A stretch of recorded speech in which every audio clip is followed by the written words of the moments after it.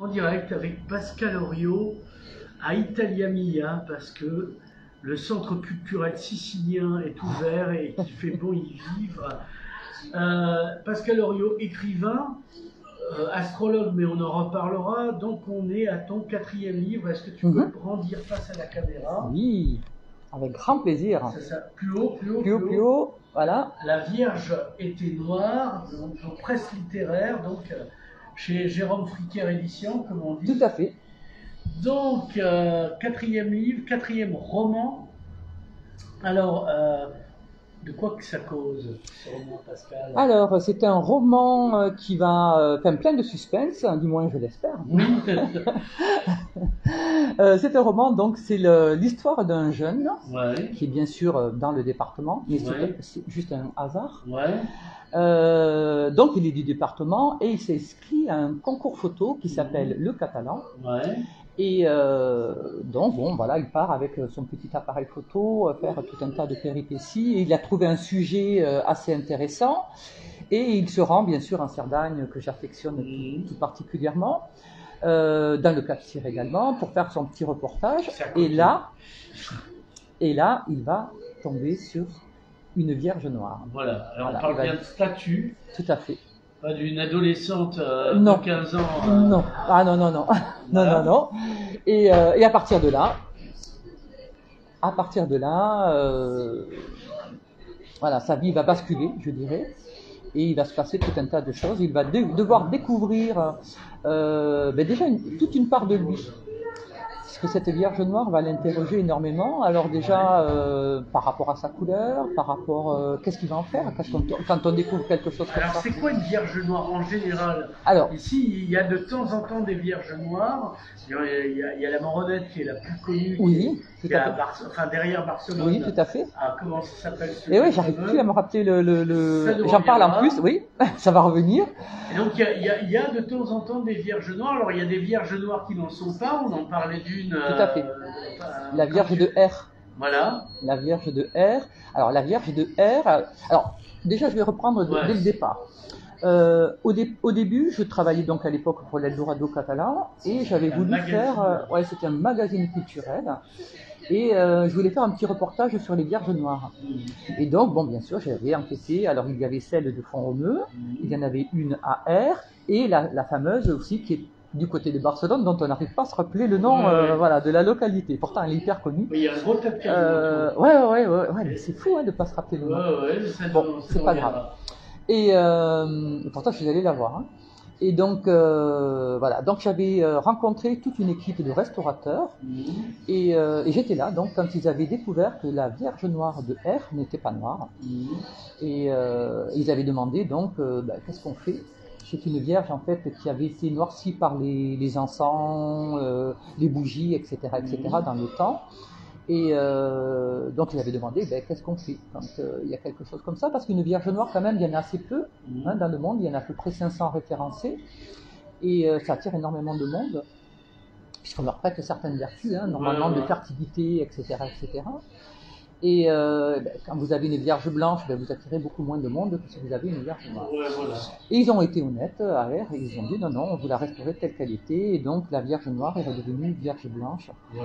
Et donc j'avais été là, et ça m'a donné déjà tout un tas d'idées, et c'est resté comme ça. Bon, après l'Eldorado avait arrêté, donc le magazine s'était arrêté, donc bon voilà, j'étais resté avec ça dans la tête, et puis ça ressort comme dans toutes mes expériences de vie.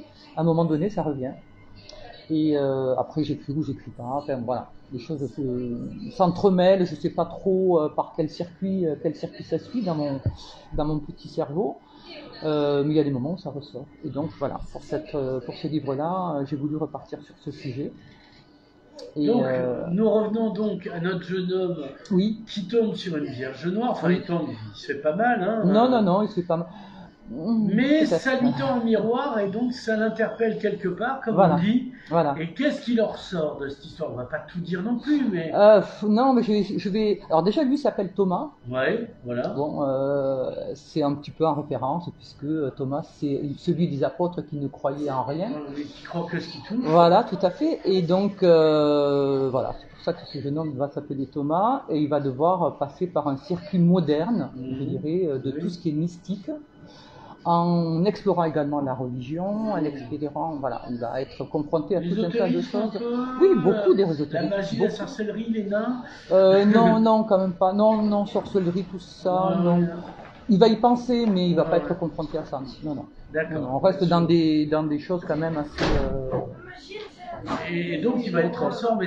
En fait, c'est un roman initiatique. Le lecteur le découvrira. Oui, voilà. Et donc lui-même sera transformé à la fin du roman. Oui, mais peut-être pas dans le sens que l'on pense au premier abord. En tout cas, j'espère. Bon, d'après ceux qui l'ont déjà lu, puisque j'ai déjà des lecteurs qui m'ont fait quelques retours. Bon, voilà, la fin est surprenante et j'aime bien justement prendre un petit peu à contre-poil. Ouais. Alors, quatrième roman, dans les épisodes précédents, on avait 13 vies. 113 vies plus 113 vies plus voilà. Juste avant... On avait Vous me reconnaîtrez, un thriller. Et le premier, donc? Le premier, il s'appelle Un petit brin de paille. Ouais. Et alors lui, c'était un recueil c'était sur l'amour, les différentes manières d'aimer, en fait. Et chaque forme chaque manière d'aimer était représentée à travers une petite histoire. D'accord. Toujours chez Presse Littéraire? Non. C'était à l'époque, j'avais été édité par l'Harmattan. Ouais. Et le second a été édité chez Téléo, le thriller. Et puis là, donc, je suis avec les presses littéraires et je suis très bien. Est-ce que c'est dur de retrouver les premiers livres, par exemple? De les retrouver. Si j'ai envie de lire le premier. Oui, il peut se trouver. Le premier, oui, il peut se trouver. Il peut toujours se commander. Il existe en physique et en Kindle. Oui, c'est dans les deux formes. Oui, tout à fait. On peut le c'est la retrouver. modernité. Ouais. Donc voilà. Alors, qu'est-ce qu'il a de plus dans ton écriture? Qu'est-ce qu'il y a de plus, puisque on le sait depuis Héraclite, on ne se baigne jamais deux fois dans le même fleuve. Quelle est la nouvelle toi qui transparaît au travers de ce nouveau roman? Alors, stylistiquement, les préoccupations intérieures. Alors chaque livre, chaque livre de toute façon fait une part de soi. Hein, on donne toujours une part de soi.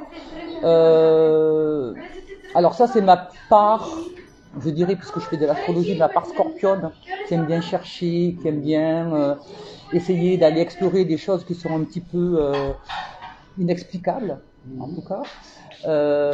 Mais que l'on va rechercher et qui vont nous nourrir quelque part. Donc voilà, c'est cette part-là qui cette fois-ci transparaît dans ce livre.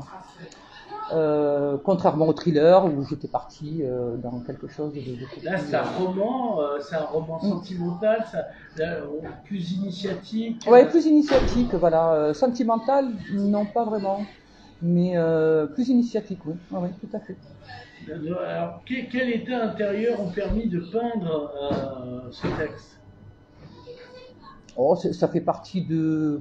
Est-ce qu'il y a un peu de confinement dedans? Non. Moi,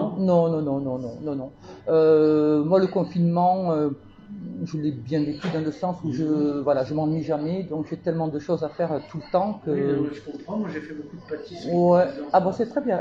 J'ai cuisiné, j'ai fait un fameux clafoutis aux asperges au jambon de montagne.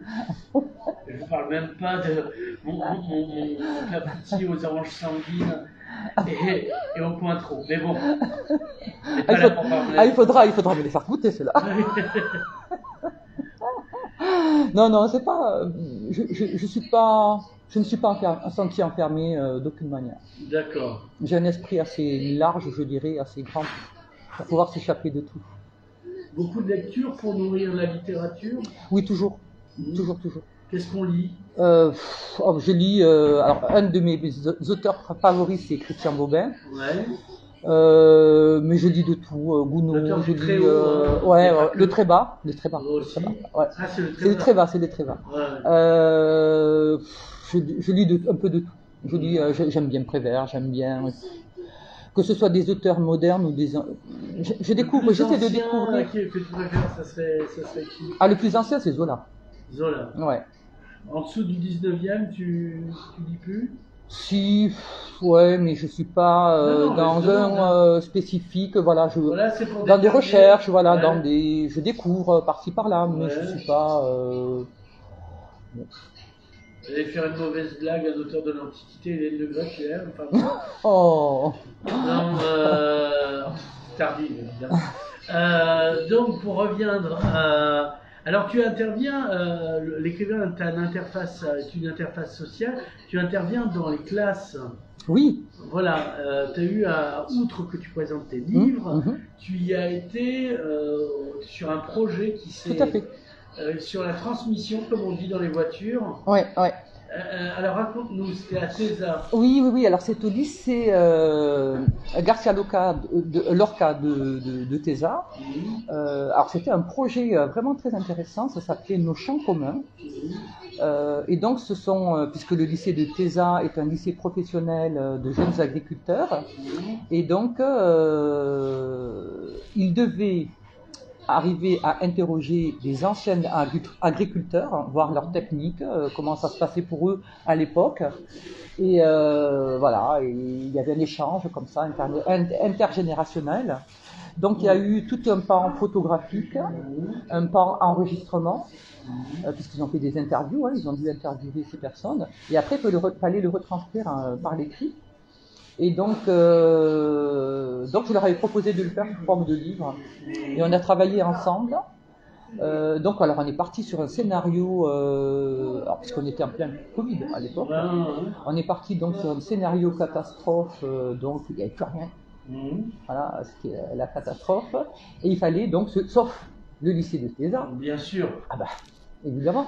Et donc, il devait repartir à zéro et arriver de nouveau à repartir. Déjà, il faut pousser des trucs. Voilà. Et donc, il devait repartir sur les anciennes techniques et retrouver les agriculteurs, voir comment ils faisaient avant pour pouvoir refaire. Et voilà, ils repartaient en petits groupes. On est parti dans tout un tas d'aventures. Et ça a donc donné un petit bouquin qui est. Ils étaient assez contents parce qu'ils sont devenus auteurs, comme je l'ai dit. Et voilà, et donc il y a la mémoire des jeunes, la mémoire des anciens, le travail des anciens, revu par les jeunes, et avec leurs sentiments, avec leur la manière. Est-ce qu'on le trouve en librairie cette histoire? Non, on le trouve pas en librairie. Donc le lycée l'a publié, et je sais pas après. Les agriculteurs l'ont lu puisque j'étais là le jour de la remise. Oui, mais vous avez travaillé en vrai avec. Voilà. Oui, vraiment. Anciens, puisque. Ouais, il y avait. Mais c'était très intéressant. Il y avait des bergers, il y avait qui parlaient justement du problème de la terre, qui était prise pour faire des constructions, donc plus de terre pour les moutons, etc. C'était vraiment hyper intéressant. Et on a vu certaines personnes qui ont été un peu blessées aussi par la modernité, où on leur demandait certains rendements. Par exemple. Oui aussi. Mais c'était vraiment très très riche. Moi j'ai beaucoup appris aussi. Beaucoup appris avec eux aussi.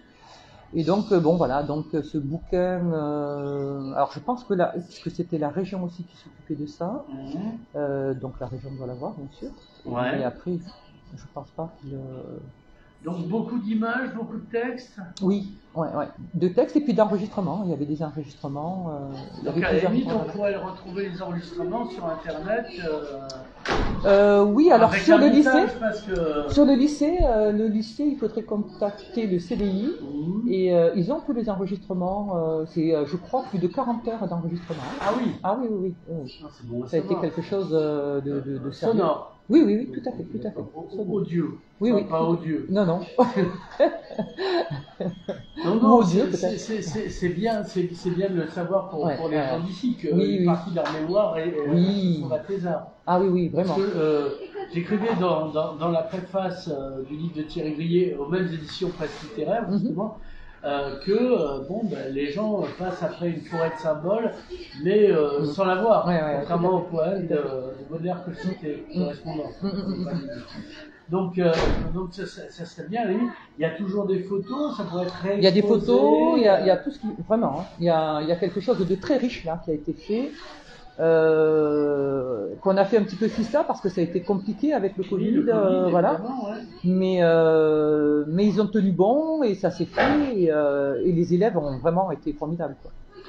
Alors on va revenir au livre, il sort juste tout juste, dans toutes les boulangeries, donc ça s'appelle La Vierge était noire. La Vierge était noire. Donc aux éditions Les Presses littéraires. On le trouve à Torcatis, mais on le trouve aussi en ligne. Oui. Est-ce qu'il existe en Kindle par exemple? Oui, tout à fait, sur les plateformes. Voilà. Oui. Alors après, je tiens à faire un petit merci à l'éditeur. Parce que chaque fois, alors déjà la couverture, moi j'adore. Il est toujours bon. Hein, ils sont très, vraiment. Et puis alors ce que j'adore, c'est la réactivité, l'écoute. Moi je me sens vraiment entendue, vraiment prise en main, vraiment choyée, je dirais presque. Et pour un auteur, c'est hyper important. Et ils se battent pour la diffusion. Oui, tout à fait. Ils vont faire des salons. Tout à fait. Et non, vraiment, c'est hyper important d'être entendu, d'être suivi dans ces projets, puisque bon, c'est pareil, hein. Moi, chaque bouquin, il est différent. Parce que des livres, il en sort plein. Donc oui, si on n'est tout pas à fait. Un peu soutenu par tout à fait. l'éditeur, c'est compliqué. Voilà, tout à fait. Et celui-ci a été aussi soutenu par la région. D'accord. Hein, c'est pour ça qu'il y a le logo dessus. Alors, parce qu'il avait été, il m'avait accordé une bourse d'auteur pour l'écrire. Et donc voilà. Que ça se passe ici, bien sûr. Oui, mais c'était pas spécialement la raison. C'était j'étais passé devant un jury. Je suis pas la seule, hein, c'est pas exceptionnel. Hein. On passe devant on a un projet, on passe devant la région, devant un jury, pardon. Et à partir de là, on vous l'accorde ou vous l'accorde pas. Donc je l'avais reçu et voilà. Donc je suis très contente aussi de ce soutien parce que c'est très important pour un auteur d'être soutenu quand même. Surtout les auteurs, et les artistes d'ici. Oui. Parce qu'il y a un grand bombardement mondial sur des gens ultra connus, mais que si on ne nous en parlait pas, autant on s'en foutrait totalement. Et on rate beaucoup de gens d'ici, au prétexte qu'ils sont d'ici. Faut pas vous prendre pour la littérature paysanne. Ouais. C'est ça, mais c'est toujours pareil, on est nul des prophètes en son pays. Hein, on est bien, oui, mais enfin, cette phrase, elle justifie le non-soutien même local. Donc on n'est pas plus prophète à Paris que dans son pays, voir les illusions perdues de Balzac. Qu'est-ce qu'il y a à dire? Alors, quand est-ce que tu fais un événement bientôt? Alors, justement, pour la sortie de ce livre, puisque bon, j'avais prévu déjà pour 113 vies plus une, j'avais prévu une petite fête. J'aime bien fêter. Moi, c'est un bébé, donc j'aime bien fêter. Voilà. Et j'ai pas pu le faire donc à l'époque. Donc là, j'ai décidé de faire quelque chose d'un peu plus marquant. Donc, alors j'ai réuni plusieurs artistes parce que j'aime bien qu'on soit dans quelque chose de riche pour tout le monde, hein, parce que le partage c'est ça, c'est d'être ensemble. Donc, alors j'ai trouvé comme partenaire El Paseo, qui est à Peyrestoft, voilà, qui ont accueilli le projet et qui sont vraiment super et très à l'écoute aussi. Donc, ça se passera là-bas le 26 mars. Il y aura donc, alors. Comme je parle dans ce livre, il y a plusieurs personnages dont je parle et qui existent réellement. Parce que j'aime bien partir sur... souvent, il y a toujours une partie existante et une partie imaginaire. Donc les personnages existants seront présents le 26, donc ce qui va permettre aux gens de rencontrer les personnages du livre. C'est bien ça. Eux-mêmes savent maintenant, puisque je leur ai dit maintenant qu'ils font partie du livre, mais ils ne connaissent pas le rôle qu'ils ont dedans, par contre, donc ils vont le découvrir. Ils ont que des rôles positifs, sinon... Ils savent pas, ils vont le découvrir. Voilà. Ensuite, donc, il y a ceci et cela. Alors, je parle dedans, donc c'est un jeune qui fait un concours photo. Donc, il y aura le club Perpignan Photo qui organise le salon Le Catalan, auquel le jeune homme Thomas doit participer. Vrai, ça. Oui, et oui, c'est un salon qui a été fait par Jean Saleil à l'époque. Et donc j'étais à ses côtés, on a travaillé dessus pendant près de 6 années. C'est un salon d'images projetées qui a été classé quand même dans les 10 premiers mondiaux. Je tiens à le souligner. Et on faisait beaucoup, les expositions, etc. sur Villefranche et de Conflans. C'est ce qui se passe d'ailleurs dans ce livre. D'accord. Donc ce salon est à Villefranche. Oui, il y sera. Donc là, bientôt, au mois de juillet, il y sera aussi. Donc le salon. Que tu fasses le lien comme ça, on puisse. Il y sera. Voilà. Puisque je serai avec eux également. Donc le Club Perpignan Photo va faire une exposition photo en lien avec le livre, avec les thèmes du livre.